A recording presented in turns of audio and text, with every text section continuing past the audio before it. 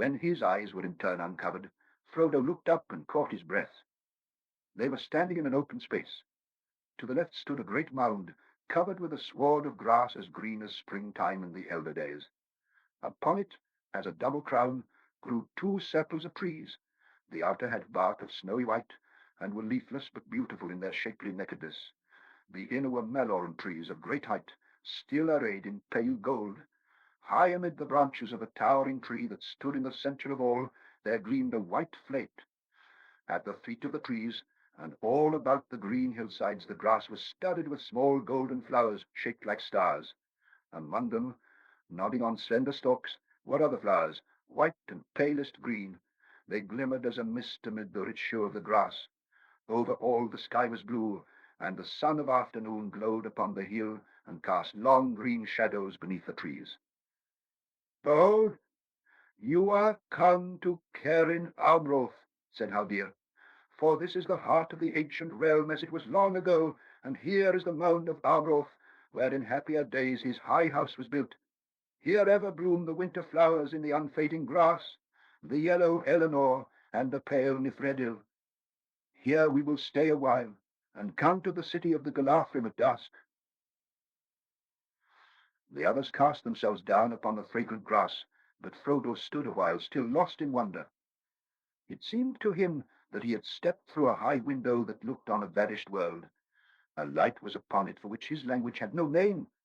All that he saw was shapely, but the shapes seemed at once clear-cut, as if they had been first conceived and drawn at the uncovering of his eyes, and ancient as if they had endured forever. He saw no colour but those he knew, gold and white and blue and green, but they were fresh and poignant, as if he had at that moment first perceived them and made for them names new and wonderful. In winter here no heart could mourn for summer or for spring. No blemish or sickness or deformity could be seen in anything that grew upon the earth. On the land of Lorien there was no stain. He turned and saw that Sam was now standing beside him, looking round with a puzzled expression, and rubbing his eyes as if he was not sure that he was awake. "It's sunlight and bright day, right enough," he said. "I thought that elves were all for moon and stars, but this is more elvish than anything I ever heard tell of. I feel as if I was inside a song, if you take my meaning." Haldir looked at them, and he seemed indeed to take the meaning of both thought and word. He smiled. "You feel the power of the Lady of the Galadhrim," he said. "Would it please you to climb with me up Cerin Amroth?" They followed him as he stepped lightly up the grass-clad slopes. Though he walked and breathed, and about him living leaves and flowers were stirred by the same cool wind as fanned his face, Frodo felt that he was in a timeless land that did not fade or change or fall into forgetfulness. When he had gone and passed again into the outer world, still Frodo the wanderer from the Shire would walk there, upon the grass among Elenor and Ithredil in fair Lothlorien. They entered the circle of white trees.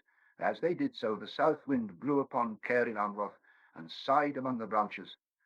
Frodo stood still, hearing far off great seas upon beaches that had long ago been washed away, and sea-birds crying whose race had perished from the earth. Haldir had gone on, and was now climbing to the high flet. As Frodo prepared to follow him, he laid his hand upon the tree beside the ladder. Never before had he been so suddenly and so keenly aware of the feel and texture of a tree's skin and of the life within it. He felt a delight in wood and the touch of it. Neither as forester nor as carpenter, it was the delight of the living tree itself. As he stepped out at last upon the lofty platform, Haldir took his hand and turned him towards the south. "Look this way first," he said. Frodo looked and saw, still at some distance, a hill of many mighty trees, or a city of green towers. Which it was he could not tell. Out of it, it seemed to him that the power and light came that held all the land in sway. He longed suddenly to fly like a bird to rest in the green city. Then he looked eastward and saw all the land of Lorien running down to the pale gleam of Anduin, the great river. He lifted his eyes across the river, and all the light went out, and he was back again in the world he knew. Beyond the river the land appeared flat and empty, formless and vague, until far away it rose again like a wall, dark and drear. The sun that lay on Lothlorien had no power to enlighten the shadow of that distant height. There lies the fastness of southern Mirkwood, said Haldir. It is clad in a forest of dark fir, where the trees strive one against another, and their branches rot and wither. In the midst, upon a stony height, stands Dol Guldur, where long the hidden enemy had his dwelling. We fear that now it is inhabited again, and with power sevenfold. A black cloud lies often over it of late. In this high place you may see the two powers that are opposed one to another, and ever they strive now in thought. But whereas the light perceives the very heart of the darkness, its own secret has not been discovered, not yet. He turned and climbed swiftly down, and they followed him. At the hill's foot Frodo found Aragorn, standing still and silent as a tree, but in his hand was a small golden broom of Elenor, and a light was in his eyes. He was wrapped in some fair memory, and as Frodo looked at him, he knew that he beheld things as they once had been in this same place. For the grim years were removed from the face of Aragorn, and he seemed clothed in white, a young lord tall and fair, and he spoke words in the elvish tongue to one whom Frodo could not see. Arwen van Imelda Namarie, he said, and then he drew a breath, and returning out of his thought, he looked at Frodo and smiled.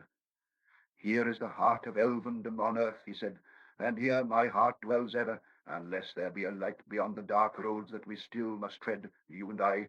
Come with me. And taking Frodo's hand in his, he left the hill of Cerin Amroth, and came there never again as living man.